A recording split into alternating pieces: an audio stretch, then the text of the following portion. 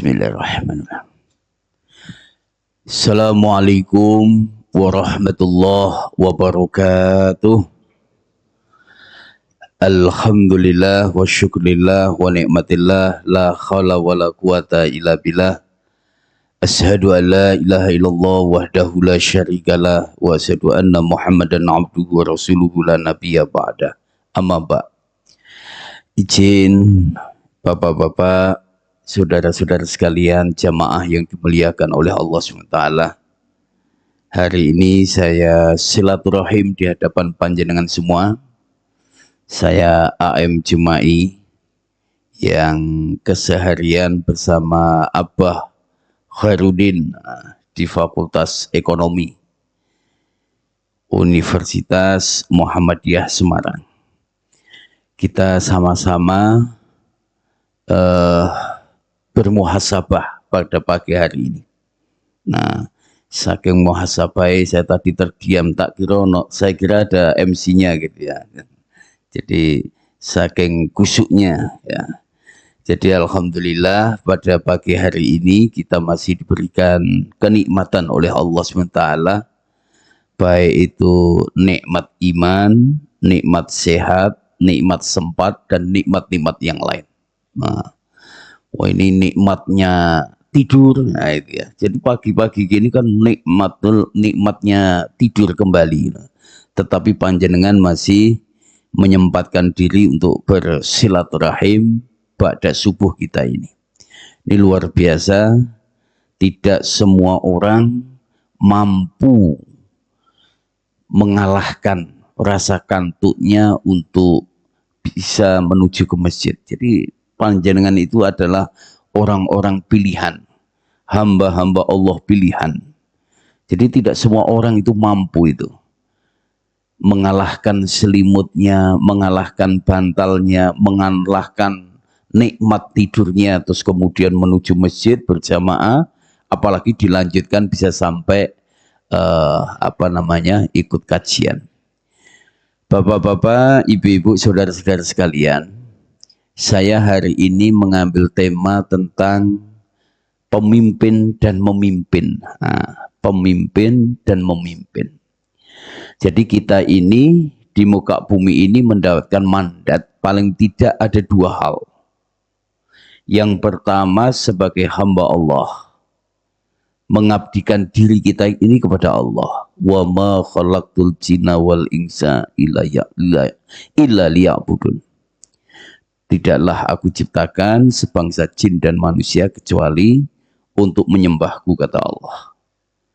Jadi keberadaan kita ini bukan hal sembarangan. Kita ini di muka bumi ada perintah dari Allah SWT untuk mengabdikan diri kita kepada Allah. Jadi bukan hanya untuk ongkang-ongkang, bukan untuk gagah-gagahan, bukan untuk merusak di muka bumi, bukan. Bukan untuk menciptakan atau menyiapkan anak kita jadi apa. Enggak. Bahkan baginda Nabi Ibrahim alaihissalam itu kan dalam doanya tidak berdoa, ya Allah jadikanlah anakku ini sebagai wakil presiden. Ya Allah jadikanlah anakku ini sebagai pengusaha. Ya Allah jadikanlah anakku ini sebagai ketua partai, kan enggak. Tapi yang Nabi Ibrahim panjatkan di hadapan Allah SWT adalah Robbi habli minas solihin. Ya Allah jadikanlah anak keturunanku ini adalah orang-orang yang soleh. Jadi anak yang soleh. Kalaupun misalnya nanti akan menjadi pemimpin yang soleh, akan menjadi pengusaha yang soleh, akan menjadi guru-guru yang soleh, akan menjadi birokrat yang soleh. Ini. Jadi kita jadikan anak kita pertama itu adalah kesolehannya, kekuatan keimanannya, itu lebih utama. Sekarang muncul gangster. Oh, gangsternya kan luar biasa. Tidak hanya di Semarang. Jadi kalau lihat YouTube, lihat Instagram, medsos, macam-macam itu, wah, ada foto atau gambar tokoh agama, tokoh ormas yang diikut sertakan dalam gelar perkara di Polrestabes Semarang. Nah, salah satunya adalah saya. Jadi turut menyaksikan gelar perkara adanya kejahatan-kejahatan di kota Semarang, kemungkaran-kemungkaran di kota Semarang. Walaupun setelah muncul di berbagai media itu, istri saya melihat, wah, marah. Gitu. Nanti apa enggak membahayakan istrimu? Tidak membahayakan anak-anakmu? Lagi tertampang nih gue berbagai media, saya mendampingi Polrestabes gelar perkara terhadap penangkapan gangster-gangster, kreak-kreak, termasuk bandar judi kasino yang ada di kota Semarang. Saya sampaikan, insya Allah pelaku dakwah itu dimanapun berada, sejak baginda Rasul Muhammad SAW itu akan mendapatkan perlindungan. Insya Allah. Wong nawaitu kita adalah amar ma'ruf nahi mungkar. Wal takum minkum ummatu yad'una ilal khair wa ya'muruna bil ma'ruf wa yanhauna 'anil munkar wa ulaika humul muflihun. Insya Allah. Siapa yang istiqamah, siapa yang tenanan, yang serius, peduli terhadap gerakan dakwah amar ma'ruf nahi mungkar, maka janji Allah, wa ulaika humul muflihun. Masa kita nggak yakin? Tadi muadzin itu paling tidak kan 5 kali dalam sehari. Kalau plus iqomahnya berarti 10 kali. Hayya 'alal falah. Kita diseru untuk mendapatkan sebuah kemenangan, kemerdekaan, kejayaan, al-falah, insya Allah. Nah, ini salah satunya apa? Hayya 'alal falah, ayo mencari keberuntungan, ayo mencari kemenangan. Kemenangan seperti apa? Dan cara seperti apa yang kita lakukan? Ternyata wa ya'muruna bil ma'ruf. Mau ngajak-ngajak kepada kebaikan dan mau mencegah terhadap kemungkaran. Walaupun dua aktivitas ini ada dua hal yang berbeda. Resikonya juga berbeda. Saya AM Jumai dari Dr. Cipto menuju ke sini, itu kan melewati berbagai lika-liku jalan. Ketika di perapatan jalan ada orang yang lagi kongko-kongko main remi, main judi dan mendem mungkin. Saya ajak, Mas, ayo ke Masjid MPD. 99% mereka tidak marah. Bisa dipastikan 99% tidak marah. Mas, yuk ke masjid yuk. Mas, yuk melu ning Masjid MPD yuk, melu kajian. Yang lagi kongko-kongko tidak marah. Ya wes Mas, jenengan duluan, nanti saya tak nyusul. Orang ketang nyusulnya nanti nyungsep ning dalan kan. Karena kalau mendem kan gitu ya. Tapi coba kalimat ini jenengan ubah. Mas ojo keplek ning gini. Mas ojo mendem di sini. Ini buat aku di sebelah iso dilemparkan ke batok kita kok ya. Iya. Ini beda cara, yang satu ngajak, yang satu mencegah. Tetapi dua-duanya ini harus kita lakukan. Nah, tapi dua-duanya ini harus kita lakukan. Tapi kita melakukan coro amar ma'ruf dengan nahi mungkar harus caranya berbeda. Kita ajak-ajak, apalagi ajak-ajak sekarang itu kalau hanya ngaji tok ngono, banyak anak-anak yang nggak mau. Wah, yuk ngaji kayak hiburan, gue kayak panganan. Nah, iya. Itu lagi anak gembluduk kan. Karena kelasnya mereka seperti itu. Yuk ngaji nanti di Masjid MPD ini akan mendapatkan paket sembako. Wah, ini kebak ini. Mbok-mbok, mak-mak, sekondi, pulang ke mana saja itu akan datang. Karena apa? Nanti pengajiannya, selesai pengajian akan ada pembagian sembako. Yuk ngaji, nanti ada door prize-nya, sepeda motor, ada mobil, ada umroh. Wah, kebak ini. Saya tuh sering ngadakan. Saya kebetulan diamanai sebagai Ketua Forum Ormas Sekota Semarang. Yang juga saya sebagai Wakil Ketua Pimpinan Daerah Muhammadiyah di Kota Semarang.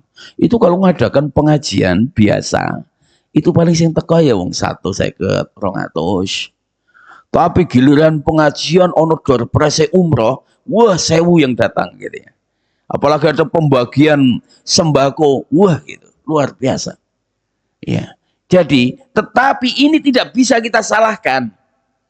Karena ukuran orang itu berbeda-beda. Jangan nyapakan kita, wah aku yang penting nawa itu kita ngaji, nawa itu saya pokoknya taklim, pengen dapatkan ilmu, dapatkan keberkahan dari majelis taklim, majelis dzikir. Tetapi mereka ada, iya, masih pragmatis. Dalam pola apapun. Ngaji ya ci ono sing pragmatis, sholat ya ci ono sing pragmatis, bahkan politik juga, mencari pemimpin juga, ini masih ada yang pragmatis. Ya, masih ada yang pragmatis. Untuk apa? Ngisuk nek kon milih wali kota, gubernur, NPWP. Nomor piro, wani piro. Nah, gitu ya. Iya, gitu. Ini yang merusak tatanan politik di negara kesatuan Republik Indonesia ini yang selalu dikatakan NPWP tadi. Saya pribadi AM Jema'i mencoba, saya sebagai aktivis ormas, aktivis dakwah, aktivis Islam, mencoba ketika proses rekrutmen calon wali kota dan wakil wali kota. Iki mosok sih di seluruh Indonesia ini, sing iso daftar wali kota, wakil wali kota, gubernur, wakil gubernur, kuwi nek ora sing duwe partai, kedua sing duwe duit. Nah, gitu ya. Iya. Jadi di Indonesia ini kalau pengen menjadi wali kota dan wakil wali kota, gubernur dan wakil gubernur, hanya 2 kemungkinan. Satu yang punya partai atau yang kedua yang punya duit. Aktivis pergerakan belum, kalau nggak punya partai, nggak punya jaringan partai, dan nggak punya sponsor, berat. Saya coba, saya bersama teman-teman, saya dengan Pak Yai Anasom, Ketua PCNU, yuk kita coba komunikasi. Nggak bisa ke partai-partai yang katanya partai Islam, loh. Satu partai ada kontribusi, ada maharnya. Untuk bisa mendaftarkan sebagai calon wali kota, calon wakil wali kota, paling tidak didukung oleh 10 kursi yang dimiliki oleh partai tersebut, walaupun akhirnya ada perubahan MK. 1 kursi harganya bisa sampai 500 juta. 10 kursi 5 miliar. Nah, saya mencoba tak mendaftar, ngambil formulir ke salah satu partai. Kemudian ada di partai yang lain, ini yang partai nasionalis, saya ambil formulirnya. Saya ngambil formulir yang katanya partai yang punya berbasic Islamik. Ujung-ujungnya apa? Panjenengan punya modal berapa? Nah, panjenengan punya modal berapa? Luar biasa. Kalau sampai sekarang dan akan datang, pola-pola ini dipakai, maka kelak yang memimpin negeri ini hanya orang-orang yang punya duit, tetapi tidak memiliki karakter pemimpin yang sebagaimana diharapkan baginda Rasul Muhammad SAW, yang memiliki sifat-sifat profetik atau sifat-sifat kenabian. Ada amanah, ada tabligh, ada fatonah, ada sidik. Jauh dari itu. Iya. Saya coba sini. Ternyata pertanyaan-pertanyaannya, punya uang berapa? Karena untuk wakil wali kota, panjenengan harus siap urun kurang lebih 30 miliar. Karena RAB-nya wali kota dan wakil wali kota paling tidak 80 sampai 100 miliar. Nah, inilah yang harus mulai kita rintis. Umat Islam itu mayoritas, tetapi kita sampai saat ini belum bisa menentukan peradaban. Kita mayoritas, tetapi kita belum bisa menentukan peradaban yang ada. Ya. Karena yang menentukan sampai saat ini adalah siapa pemilik dana dan siapa penguasa partai. Dan ini harus ada edukasi politik. Maka dalam kepemimpinan ini, saya yang akan menyampaikan ini kan, bagaimana kepemimpinan ala baginda Rasul Muhammad SAW. Tahun 1978, seorang ahli sejarah dan penulis buku tersohor dari Amerika, itu menulis buku, ada the ranking, ya, ranking of the most influential person in history, menempatkan baginda Rasul Muhammad SAW itu nomor 1 sebagai tokoh berpengaruh di dunia. Ini bukan orang Islam. Kenapa? Ada jiwa kepemimpinan yang dimiliki baginda Rasul Muhammad SAW itu yang luar biasa. Dan ini mestinya bisa diilhami oleh para pemimpin-pemimpin di negeri kita ini. Baik itu sebagai presiden, sebagai gubernur, sebagai wali kota, bupati, lurah, camat, itu harus mengilhami dari jiwa-jiwa kepemimpinan yang dimiliki baginda Rasul Muhammad SAW. Bukan karena menumpuk harta, bukan karena manggung ke anak-anaknya, bukan karena golongannya saja, bukan, tetapi benar-benar. Lah ini munculnya kreak-kreak, munculnya gangster-gangster. Ini menunjukkan bahwa situasi kepemimpinan di negeri ini tidak baik-baik saja. Kan munculnya kreak, munculnya gangster, munculnya kriminal, itu disebabkan oleh 3 hal. 1, adanya ketimpangan ekonomi, 2, adanya ketidakadilan, 3, adanya ketimpangan status sosial. Ya. Kalau 3 hal ini dihancurkan, maka akan muncul kriminal. Dan ini sudah nyata. Kami seringkali ketemu dengan masyarakat ekonomi syariah. Ada 3 yang akan ditembakkan di hadapan umat Islam. Nek 3 ini aman Pak ya. Kan calon gubernurnya hanya 2, calon wali kotanya 2. Jadi nek 3 ini aman ya. Jadi ada 3 hal itu yang akan ditembakkan di hadapan umat Islam. 1, pengkerdilan akidah. Coba sekarang panjenengan di TikTok, Instagram, orang melecehkan agama Islam itu luar biasa. Mohon maaf, Al-Quran diinjak-injak sambil di live streamingkan, di siaran langsung. Bagaimana Al-Quran ditaruh di kamar mandi, diinjak-injak, ada Al-Quran dibakar. Bahkan ada dengan lantang menantang Allah Subhanahu wa taala, ini loh Tuhanmu yang kau sembah, yang kau jadikan sebagai tujuan utama, ini loh saya hina sejak tahun kemarin, buktinya sampai sekarang saya ini aman-aman saja. Jadi ini upaya-upaya pengkerdilan akidah itu sudah dilakukan oleh orang-orang yang tidak suka terhadap umat Islam. Maka kalimat walan tardo angkal yahud walan nasr hatta tatabi abilatahu, itu hak. Kita nggak bisa percaya kepada orang Nasara, orang Yahudi. Ya, kita nggak bisa percaya. Mohon maaf, ini bukan dalam rangka delalah di Semarang itu ada salah satu calonnya, wali kotanya adalah non-muslim. Ini bukan dalam rangka itu. Tetapi kita umat Islam itu harus punya kepentingan, punya komitmen bagaimana memilih pemimpin ini tidak hanya sekedar pemimpin untuk kepentingan. Ini tidak hanya sebagai wali kota, gubernur, presiden, itu bukan hanya urusan politik. Dia pengambil kebijakan loh.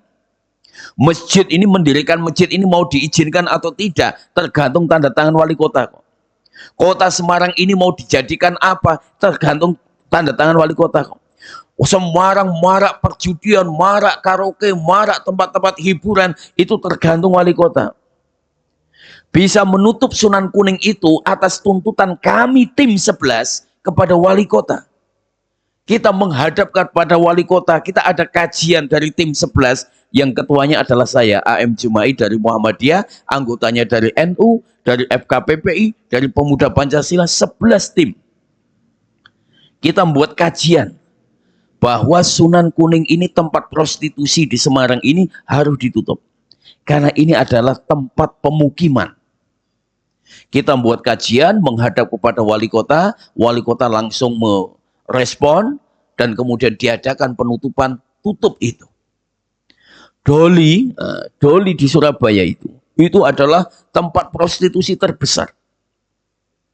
Para kiai-kiai kumpul istighosa, berdoa, ya Allah, moga-moga Doli ini tutup. Wah, dengan doa sampai zikirnya sampai nangis-nangis. Hari berikutnya Doli tambah rame kok gitu ya. Jadi udah tutup malah tambah rame gitu. Kumpulkan lagi doa istighosa yang lebih besar lagi, tambah rame kok. Kemudian bersama akhirnya kumpul NU, Muhammadiyah, Majelis Ulama Indonesia berembuk. Yuk kita menghadap Bu Risma sebagai wali kota.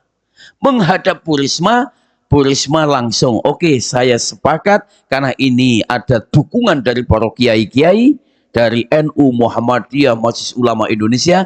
Yaudah, Doli kita tutup. Tanda tangan seorang diri. Satu orang tanda tangan bisa menutup Doli, wali kota. Sebenarnya kalau kita mau kemungkaran tempat-tempat kemaksiatan, ada kasino yang ada di kemarin Baby Fish di Semarang Barat, ada Kak Dudi yang di Telogo Bodas yang katanya sekelas Texas gitu ya. Kalau pemerintah itu mau tutup itu gampang itu. Togel yang dulu hanya 3 lapak, sekarang sampai 2000 lapak.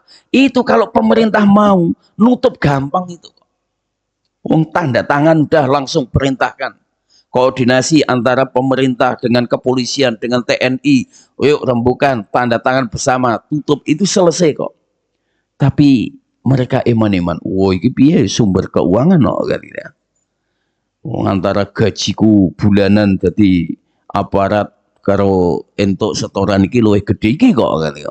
Mosok meh dibubarke. Iya. Dan saya menyuarakan ini sejak tahun 2011. Ketika saya menjadi ketua pimpinan daerah Pemuda Muhammadiyah. Ancaman ada. Iming-iming ada. Iya. Ancaman wong nggo pistol meh nembak saya itu ada. Bentak-bentak ada. Buat dibentak meh ditantang pistol ora mempan, gawa duit. Mas, ini nanti buat kegiatan ya, pemuda-muda. Oh, nggak bisa. Buat kui langsung gawa dealer. Datangkan saya, Mas, jangan mau pilih mobil apa? Mau Pajero apa mau Fortuner? Silahkan. Nggak bisa. Ini tantangan dakwah. Maka kita di dalam mencari pemimpin jangan sembarangan. Kita punya hutang. Ya, wong nek dihutang itu kan nggak bisa merdeka. Wong dihutang loh, lagi ketemu ono jarak 100 meter gitu kita sudah bingung pengen menghindar kok gitu ya. Wah, lagi sholat di rumah Allahu Akbar takbir, ono sing ketok-ketok pintu wes teratapan no. Wah, iki jok-jok debt kolektor kan gitu ya. Iya. Maka kalau pemimpin kita, mengapa pemimpin-pemimpin kita di negeri ini pelo itu nggak berani? Karena punya hutang. Coba biaya untuk menjadi presiden itu berapa triliun? Biaya untuk menjadi gubernur itu berapa ratus miliar? Berapa biaya untuk wali kota ini ya sama, berapa ratus miliar? Sehingga, nah itu semua bukan biaya sendiri. Kenapa? Sudah terpola politik kita adalah politik pragmatis. Maka perlu jiwa pemimpin itu adalah jiwa keberanian, itu harus ada. Berani. Kalau memang ini melanggar tentang undang-undang, ya harus diinikan. Coba Semarang sekarang. sudah membuat rumah-perumahan itu sudah tidak memperhatikan aspek keselamatan masyarakat. Yang penting dapat untung. Dulu saya kalau ke Mijen, karena saya asli lahirnya di Mijen. Dulu nek Mijen itu sejuk. Wes pokoknya hampir sama kalau kita ke Bandungan. Karena wit-witan, pohon-pohonan itu masih banyak.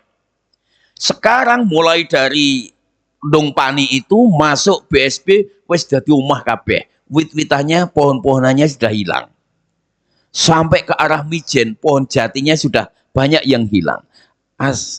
Akhirnya sekarang panas. Jadi saya kalau tidur di Mijen, loh kok podo kalau saya tidur di rumah Dokter Cipto, kalau nggak pakai AC, nggak pakai kipas, wah semeruang. Dulu di Mijen saya nggak pernah pakai kipas. Kalau udah malam adem. Gitu.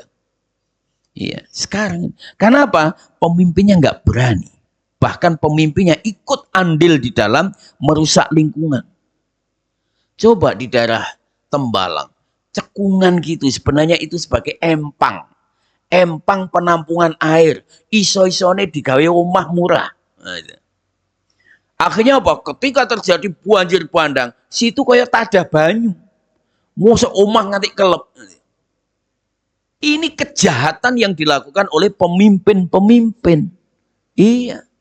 Yang tidak memperhatikan aspek keselamatan. Kenapa? Mereka tidak berani.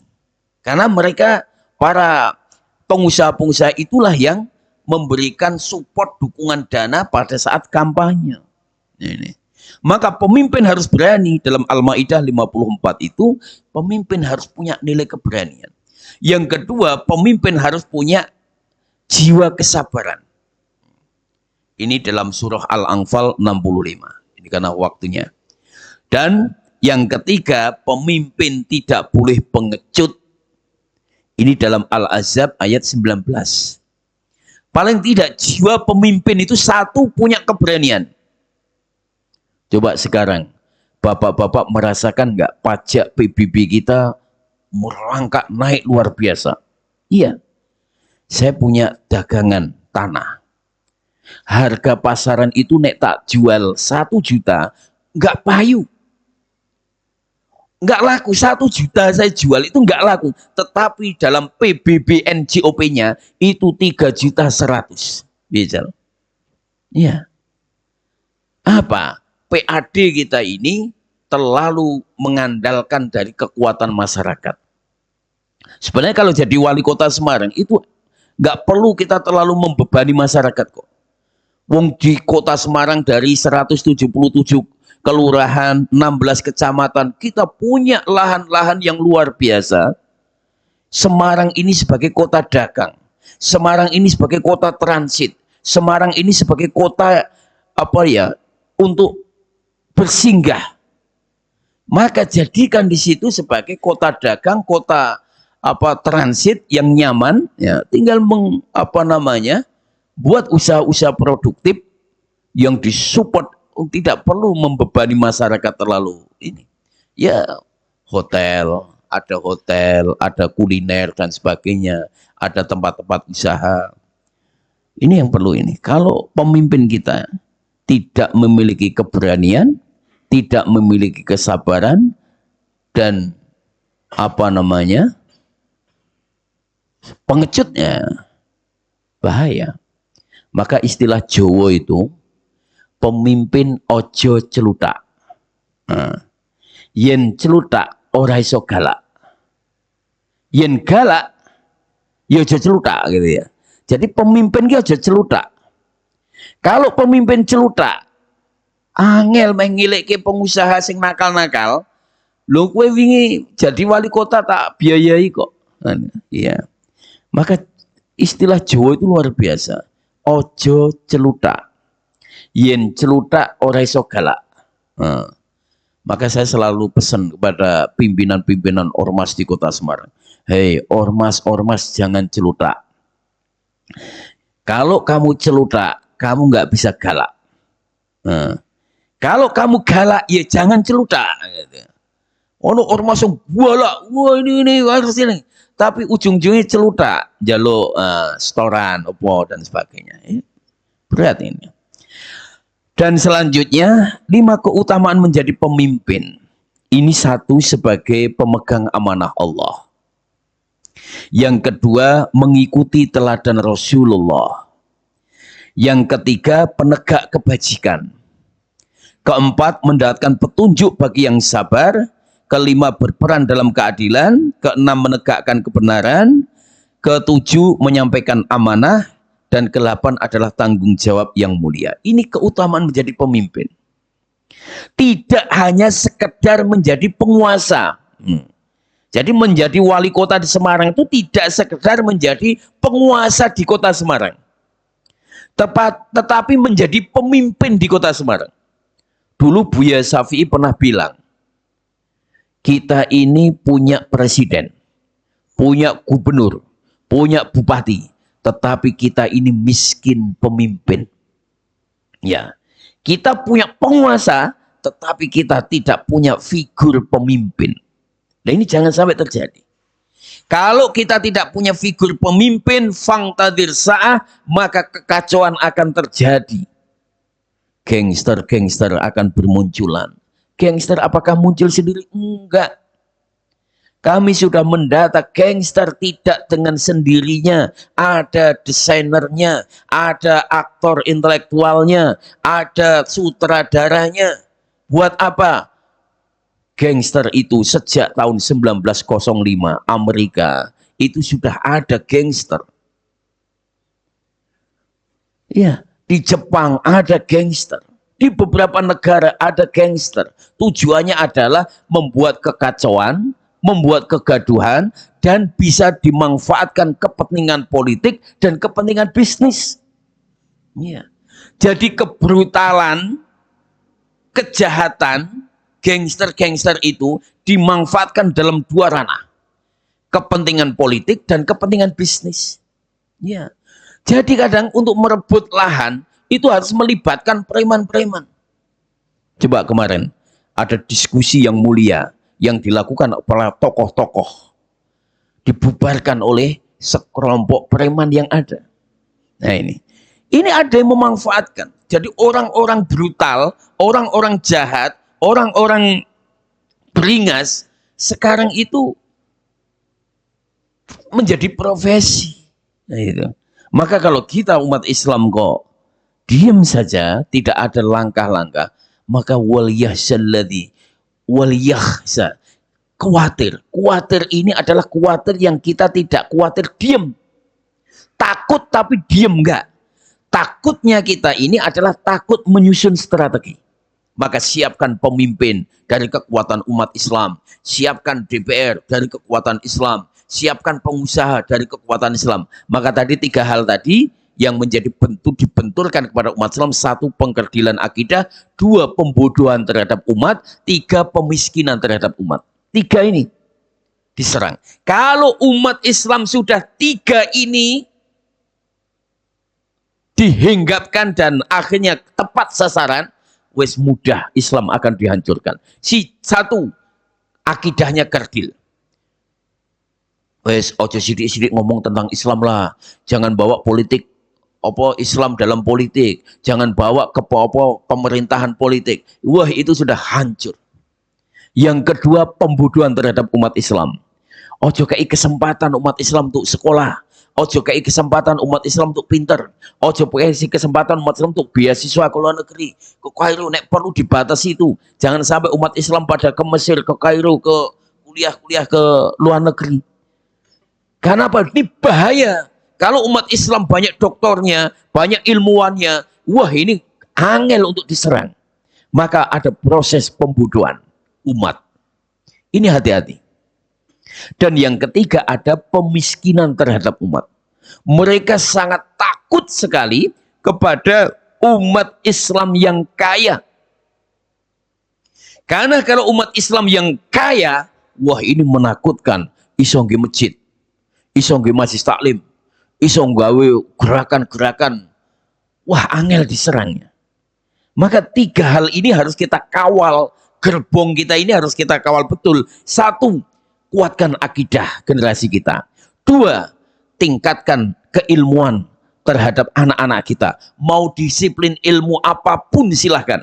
Mau kuliah di Undip silahkan, di Polines silahkan, di Unwaha silahkan, di Unimus silahkan, di Unisula silahkan. Tapi ciptakan anak-anak muda kita itu kader-kader yang kuat imannya, kuat ilmunya, kuat ekonominya. Ini penting. Maka saya sebagai wakil dekan di Fakultas Ekonomi, itu sering saya sampaikan, profil lulusan Anda ini satu, Anda harus menjadi pengusaha muslim, pengusaha yang beriman. Karena Indonesia ini, the power elite ini dikuasai oleh 3 kekuatan. 1 kekuatan politik, 2 kekuatan usaha, pengusaha, kekuatan ekonomi, 3 kekuatan jenderal, keamanan. Jadi yang menguasai Indonesia itu 3. 1 politisi, 2 pengusaha, 3 jenderal. Kalau umat Islam tidak ada yang dalam 3 hal ini, ya kita hanya pelongo-pelongo saja. Delok ke hiruk piku, oh dewan lagi ngono. Kita hanya bisanya protes ke jalan. Aksi ning dalan, paling tolong dino wis kesel. Mahasiswa kita, demonya sekarang sama demo era saya tahun 98, itu berbeda. Dulu 98, kalau belum gol, kita nggak akan berhenti. Orang kita siji ono sing mati, ono sing tetap kita jalan sampai ini tuntas. Kita sekarang demo tolong dino kesel, wis hilang akhir isunya. Iya. Kita ini sekarang, apalagi demo-demo sekarang itu lebih banyak ditumpangi. Demo kok wis nggo pentung, nggawa watu dan sebagainya. Ini. Nah, ini penting, Pak. Jadi kita kepemimpinan kita di sekitar kita ini harus benar-benar. Maka kita selalu berdoa kepada Allah Subhanahu wa taala, ya Allah,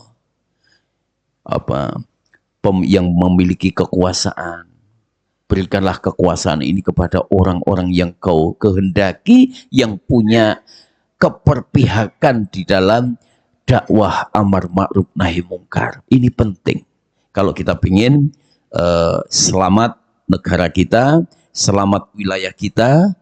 Karena jangan remehkan ketua RT, jangan remehkan ketua RW, jangan remehkan lurah, camat, bupati. Karena disitulah kekuasaan. Mangkana lahu mal falyatasaddaq bimali. Barang siapa yang punya harta, berkontribusilah dengan hartanya. Wa mangkana lahu quwwah falyatasaddaq biquwati.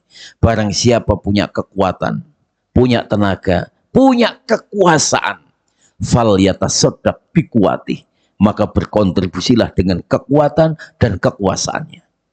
Mumpung tanda tangan lurah payu, jadikanlah tanda tangan lurah sebagai sarana dakwah amar ma'ruf nahi mungkar. Mumpung jadi wali kota, jadikanlah tanda tangannya ini sebagai sarana dakwah amar ma'ruf nahi mungkar. Iya, kita mau mendirikan masjid, kalau Pak RT-nya enggak setuju, RW-nya enggak setuju, gagal. Kami ini punya wakaf, dapat wakaf 2000 meter di tepi jalan raya. Kalau dari sini mau ke kebun binatang Mangkang, itu tepi jalan raya, seberangnya adalah Sun Motor Mitsubishi itu. Tepi jalan 2000 meter. Untuk membangun masjid itu uangnya sudah siap. Kita dapat ganti untung tol itu 15 miliar. Udah dialokasikan untuk membangun masjid itu, dana awal adalah 3 miliar sampai 4 miliar. Sudah siap akan kita bangun, tapi ditolak oleh warga. Akhirnya batal mendirikan masjid di situ. Jadi ning Semarang ki ono, meh gawe masjid ditolak oleh warga itu ada. Lu nggak usah jauh-jauh di sini. Saya sekretaris Yayasan El Azhar, Pak Kumbu ini, saya sebagai sekretaris yayasannya. Ketika awal mau mendirikan ini saya yang ngurus perizinan, ada yang menolak warga. Ada yang tidak setuju dibangun masjid di situ. Siapa aktornya? Ada aktor-aktor yang menolak terhadap pendirian tempat ibadah, khususnya masjid. Akhirnya karena kami punya kekuatan, ada kokam, dan kami komunikasi dengan teman-teman NU, Bangser. Yuk kita bareng-bareng kita dukung pendirian masjid ini, Masjid Ukhuwah Islamiyah El Azhar. Ya, akhirnya kulum tanda tangan dari 90 pendukung, 90 pengguna, 60 pendukung. akhirnya tanda tangan semua, terus kita proses PBG, akhirnya ini ada. Maka penting penguasa ini, ya, karena sebagai bagian dakwah. Maka mangkana lahu quwwah falyatasaddaq biquwwati. Tanda tangan ini bisa menjadi. Maka kita harus punya pemimpin itu yang peduli terhadap dakwah amar ma'ruf nahi munkar dan bukan pendukung para bandar-bandar judi. Bukan pendukung para kemungkaran-kemungkaran dan kezaliman-kezaliman. Terakhir, mari bersama-sama kita berdoa kepada Allah, semoga kota Semarang ini yang dalam beberapa hari terakhir relatif agak mencekam kalau malam, gitu ya. Jadi kita ini sebenarnya kasus kereak ataupun tawuran itu memang sebenarnya sejak Januari 2024 itu sudah ramai. Saya sudah menyampaikan kepada Pak Kapolrestabes itu sejak bulan Februari, Pak, ini kok tawuran kayak pengajian keliling ya. Jadi bar saka Tembalang pindah ning Manyaran, bar Manyaran pindah ning Genuk, bar Genuk pindah ning Semarang Timur, bar Semarang Timur pindah ning Gajah Mungkur, Gajah Mungkur pindah ke Pedurungan. Jadi koyok tawurannya itu koyok by design keliling. Dan pakai senjatanya nggak bain-bain, celuritnya itu dawane ra karuan. Saya bilang, Pak, ini perlu dilacak ini. Dia pesennya di mana? Kalau sampai pesennya di Semarang, tukang pandai-pandai besi Semarang, tutup itu. Ya. Ternyata pengakuan dari mereka, pesennya lewat online. Nah. Jadi, celurit yang panjang 2 meteran sampai ada 2,5 meteran itu pesennya dari lewat online. Itu sejak Januari sampai Agustus saya merilis, menyampaikan laporan di hadapan Pak Kapolrestabes. Ada 58 kejadian tawuran yang melibatkan anak-anak muda dan menggunakan senjata. Bahkan di dekat rumah saya, yang kemarin viral di Dr. Cipto itu kan dekat rumah saya itu. Dan itu dekat dengan rumah dinas Bapak Kapolrestabes. Jaraknya dari rumah saya itu ya paling sekitar 500 meter. Jarak dari Pak rumah Kapolrestabes itu ya paling sekitar 600 meter. Itu tawuran ning kono nggo celurit dawa-dawa. Di depan SMK STM Dr. Cipto itu SMK. Dekat kantor PWNU. Nah, itu paling dekat kantor PWNU. Tawuran di situ. Saya laporkan 58 kali dalam kurun waktu 8 bulan. Bahkan di sekitar situ juga Pasalanggar itu ada 2 geng. Satu geng semrawut, yang satunya geng ruwet. Itu ejek-ejekan ngajak tawur. Lewatnya apa? Lewat Instagram. Jadi sing geng semrawut itu dari arah Pasalangga Kartini yang sebelah sana. Terus yang geng ruwet itu yang dari arah Karangtempel. Nah, ketemunya di depan Pasalanggar. Itu dong gue celurit kabeh, sing kono ya celurit akeh, sing kene akeh. Lah ini kalau anak-anak muda kita sudah dicekoi seperti itu, padahal katanya 2045 adalah Indonesia emas, yang saat ini usia-usia 20 tahun diharapkan 2045 menjadi pemimpin, tapi saiki wis dadi kreak, dadi gangster. Apa yang akan terjadi 2045? Maka inilah yang harus kita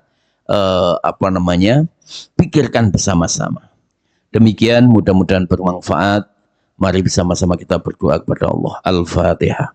A'udzubillahi minasyaitonirrajim. Bismillahirrahmanirrahim. Alhamdulillahirabbil alamin arrahmanir rahim maliki yaumiddin.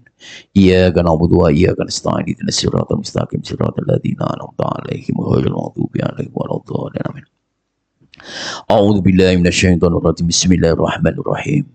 Alhamdulillahirabbil alamin hamdasyakirin hamdan naimin hamdan yuafi ni'amahu wa yukafi mazidah. Ya Rabbana lakal hamdu kama yanbaghi li jalalikal karim wa 'azimi sultanik. Allahumma ya kafiyal bala ikfinal bala. Allahumma ya kafiyal bala ikfinal bala qabla nuzulihi minas sama. Allahumma ya kafiyal bala ikfinal bala qabla nuzulihi minas sama.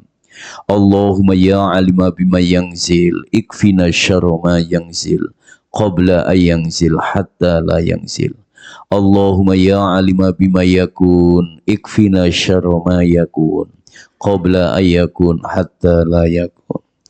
Qulillahumma malikal mulki tu'til mulka man tasya wa tanzi'ul mulka mimman tasya wa tu'izzu man tasya wa tudhillu man tasya biyadikal khair innaka ala kulli syai'in qadir. Allahumma tawwil umurana wa sahhi azadana wa nawwir qulubana wa tsabbit imanana. Ya Allah, ya Tuhan kami, ampunilah segala dosa-dosa kami ya Allah. Ampunilah segala dosa kedua orang tua kami ya Allah, baik yang beliau masih bersama-sama kami maupun yang telah mendahului kami. Ya Allah, ya Tuhan kami, panjangkanlah umur kami ya Allah, sehatkanlah badan kami ya Allah, terangilah hati kami ya Allah, tetapkanlah keimanan kepada kami ya Allah. Ya Allah, ya Tuhan kami, dekatkanlah kami dengan cinta dan kasih sayang-Mu ya Allah. Jauhkanlah kami dari segala bala, jauhkanlah kami dari segala musibah, jauhkanlah kami dari kesulitan-kesulitan hidup, jauhkanlah kami dari segala fitnah, dan jauhkanlah kami dari pemimpin-pemimpin yang zalim. Ya Allah, ya Tuhan kami, jadikanlah generasi kami, anak-anak keturunan kami dan termasuk kami, generasi yang kuat imannya, generasi yang kuat ilmunya, generasi yang kuat ekonominya, generasi yang kuat persaudaraannya, dan generasi yang kuat fisiknya. Seluruh kekuatan ini ya Allah, sebagai sarana ibadah kepadamu ya Allah, sebagai sarana dakwah amar ma'ruf nahi mungkar ya Allah. Ya Allah, ya Tuhan kami, lindungilah kami semua ya Allah, para pelaku-pelaku dakwah ya Allah. Jauhkanlah kami ya Allah dari segala ancaman-ancaman ya Allah, baik ancaman yang gaib maupun ancaman yang syahada. Jauhkanlah ya Allah dari bahaya-bahaya ya Allah, baik bahaya yang gaib maupun bahaya yang syahada. Huwallahul ladzi la ilaha illa huwa alimul ghaibi wassahadah huwar rahmanur rahim. Rabbana atina fid dunya hasanah wa fil akhirati hasanah wa qina adzabannar. Subhana rabbika rabbil izzati amma yasifun, wassalamun alal mursalin, walhamdulillahi rabbil alamin. Al-Fatihah. A'udzu billahi minasyaitonir rajim. Bismillahirrahmanirrahim. Ya Allah, ya nasta'in. Matur nuwun, kurang lebihnya mohon maaf. Ini hanya sekedar sebagai muhasabah untuk diri saya, dan mungkin juga bersama-sama kita muhasabah bagaimana kita ikhtiar untuk mendapatkan pemimpin di negeri ini, pemimpin yang soleh, pemimpin yang bisa kita ajak dalam gerakan dakwah amar ma'ruf nahi mungkar. Matur nuwun, kurang lebihnya mohon maaf. Assalamualaikum warahmatullahi wabarakatuh.